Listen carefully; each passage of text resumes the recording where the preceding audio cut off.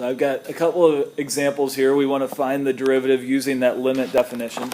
So before we have found the slope of the x squared curve at a point by using that limit, now we're going to find the slope of that x squared curve at every point. So I want to figure out, if I plug in any x value, what's the slope of that curve going to be? And this is actually going to be maybe a little easier than it seems. So the first thing I'm going to do is I'm going to write out that formula. F prime of x equals the limit as delta x approaches 0. If you feel more comfortable, you can use an h approaches 0 here. Although it would be good to recognize this notation because you'll see it on tests and stuff. And then it's going to be f of x plus delta x minus f of x all over delta x. And so what we're going to do is we're going to use f of x equals x squared here to simplify this right here. So instead of f of x plus delta x, what are we going to have? It's going to be, we're going to get rid of the f. It's going to be x plus delta x squared. So what we're doing is we're putting x plus delta x in for x here. Does that make sense? Okay, minus f of x, which is x squared, all over delta x. And I left something off that's really important here. The limit, yes. So what we're trying to do is see what happens when delta x goes to 0. So we need to be sure that we leave that limit on there. So the limit as delta x approaches 0 of that. And then put an equal sign there.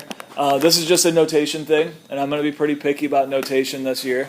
So get used to it. Get better at it if you have to. Don't just write an expression without showing what that expression equals or means. This expression right here is equal to the expression on the line above it, so we put an equal sign at the beginning of the line to show that it's equal to this. If you leave this equal sign off, then this has no tie to this. And I won't know, and I really will know, but I'm going to pretend like I won't know, that you know those are equal to each other. Okay, so be sure that your work has a flow to it that can be followed. And not just followed by somebody who knows what the work should look like, but pretend like a computer's reading it. And if a computer doesn't see an equal sign, then it doesn't think that they're equal. All right. Okay, so what could I do to simplify this expression? Right.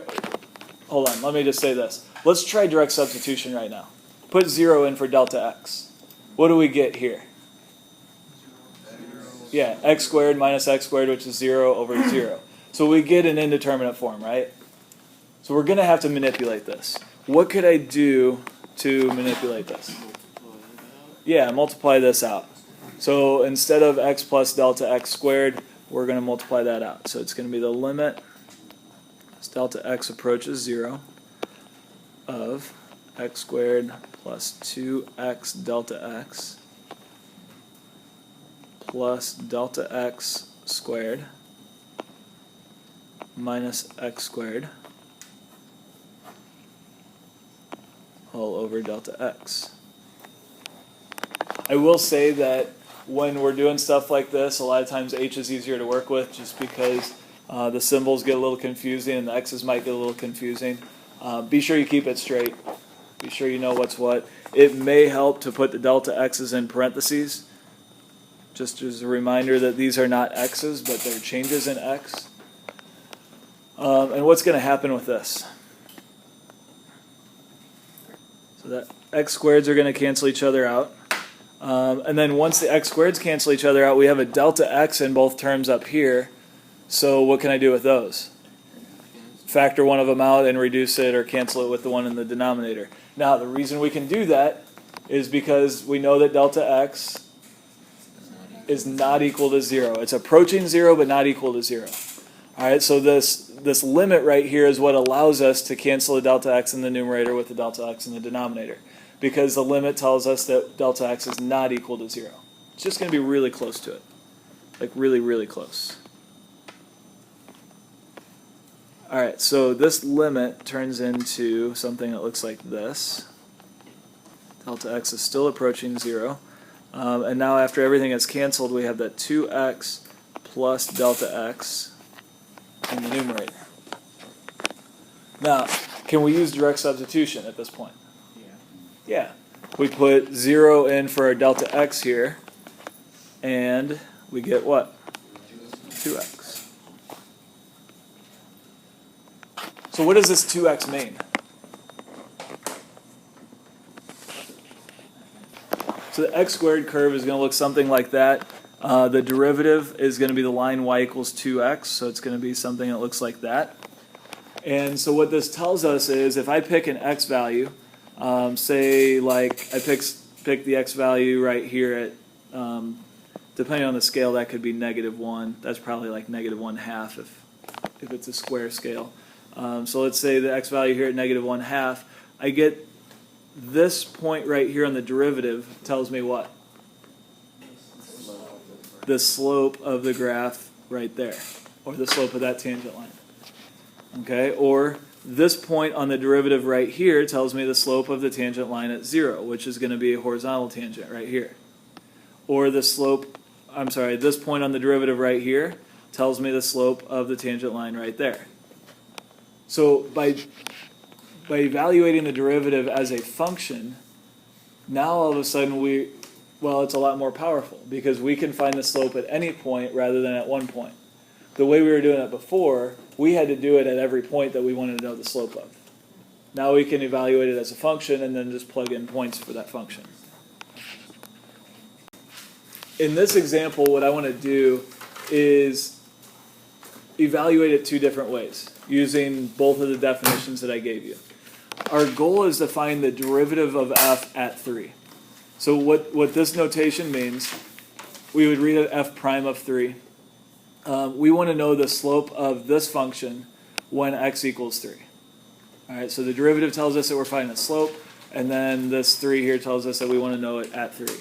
So the first way we're going to do it is the way we just did. We're going to find the derivative first using that limit definition. So the limit, I'm going to use h approaching 0. So the limit as h approaches 0 of f of x plus h minus f of x all over h. And so we're going to use x cubed as our function here, so we're going to put the x plus h in for x there, and we get x plus h cubed minus x cubed all over h, and we're still taking a limit, so don't forget that. Limit as h approaches 0. And anybody know off the top of their head what the expansion of x plus h squared or x plus h cubed is? X cubed plus 3x squared h plus 3xh squared plus Yep. h cubed. Binomial expansion theorem. That too. Okay, kind of leaked over into the next line here. I'm going to slide it over. So leave that x cubed off at the end. This, I need an h cubed here. Thanks. So this right here is the expansion of x plus h cubed. And then we subtract f of x, which is x cubed here, and that is all over h. And then just like the x squared, we're going to have things cancel. And this is always going to happen. We're going to have the x cubes cancel here. With a polynomial, it's usually pretty straightforward. Although if we get higher than a degree of 3, you can imagine this gets pretty complicated. And then once those cancel, we have h's in every term in the numerator. So we can cancel those out, knowing that h is never actually going to equal 0 when we take this limit. And so this is going to be the limit as h approaches 0. Notice that I have parentheses here. Those parentheses are important. They're especially important here because if I left them off, then the h's here would not approach 0. It would just be the h's in this first term. And there are no h's in this first term, so it would be kind of silly. And then what's going to happen here when h approaches 0?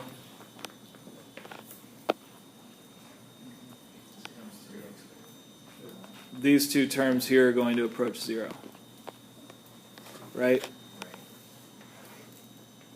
And so what we have left is 3x squared. Now, that is not our answer. That's, well, here, let me write that. That is f prime of x. If we want to know what f prime of 3 is, what do we need to do? Yeah, so f prime of 3 is going to be 3 times 3 squared, which is 27. All right, so this means that the slope of, actually I should put my box around this whole thing. Why would I put the box around the whole thing rather than just the 27? It's a good idea, first of all, to write your answer like this. In fact, not just a good idea, but it's required to write your answer like this. If you're trying to find f prime of 3, write f prime of 3 equals something. But put a box around the whole thing because this equation right here gives the full answer. It tells us what the 27 is. All right? It would be the equivalent to answering a question in full sentences. So if you're asked to answer a question in full sentences and I say, did you eat breakfast this morning? You wouldn't just say yes. That's not a complete sentence. You would say, yes, I ate breakfast this morning. Okay, this is kind of the mathematical equivalent of that. You've got the full idea of the answer here. Okay, now let's use that other definition. Most of you, I think, wrote it down, but I'll write it here. So we've got the limit as x approaches c. Let me do this. F prime of c equals limit as x approaches c of f of what? Minus f of c over x minus c. Okay, so for this particular problem, we want to know what f prime of 3 is. So we're going to take the limit as x approaches 3 of f of x, which is what? X cubed, minus f of 3, which is 27, over x minus 3. Now, if we try direct substitution here, we're going to get 27 minus 27 on top and 3 minus 3 on the bottom, so we have 0 over 0. So what can I do here? Factor. You guys remember how to factor a difference of perfect cubes? Yes. Cool. It's a good thing to remember how to do. So the x cubed minus 27 is going to factor and look like what? X minus 3 x squared plus 3x plus 9x. Wow. 3x.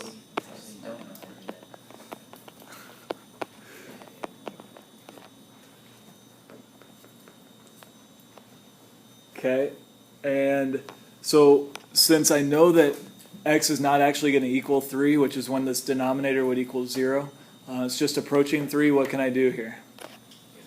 I can cancel. X minus 3 is cancel. And so what we really have then is that f prime of 3 is going to equal the limit as x approaches 3 of that expression that's left, x squared plus 3x plus 9. Now can I use direct substitution? Yeah. We don't have any problems here with indeterminate forms, so we put 3 in for x. We get 3 squared here is 9. 3 times 3 is 9, plus 9. 9 plus 9 plus 9 is 27. So we get the same answer both ways. Now, this way is actually probably a little bit less work for this particular problem, right? Not a lot less work, but a little bit less work. Here we had to expand a binomial to the third power and then cancel stuff out and then evaluate a limit. Here we had to factor a difference of cubes. That may have been a tricky thing for some of you. The thing I want to point out here is either way gives us the same answer. Either way gives us the correct answer. So you can kind of choose which way you want to do it. What most people do is just pick one method and stick with that method. And if you're going to be one of those people, pick this one. Okay, because this one is going to be more useful in more situations. If you are one of those people that you like to be as efficient as possible and you don't mind using a couple of different methods, then this is a good one to use when you want to find the derivative at a point. Because when you're finding the derivative at a point, this is just a little bit less work. It's not as useful, though, if we want to find the derivative as a function. We probably only have time to do this one way, so I'm going to do it the way that is going to be more versatile.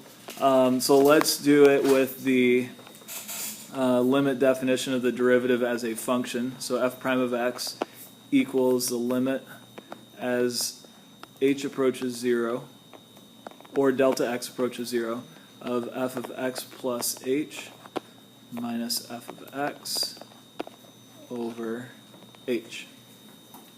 And for this particular function then, we're going to have the limit as h approaches 0 of the square root of x plus h minus the square root of x over h. Now, you could probably guess this is always going to happen, but if we try direct substitution right now, what's going to happen? 0 over 0.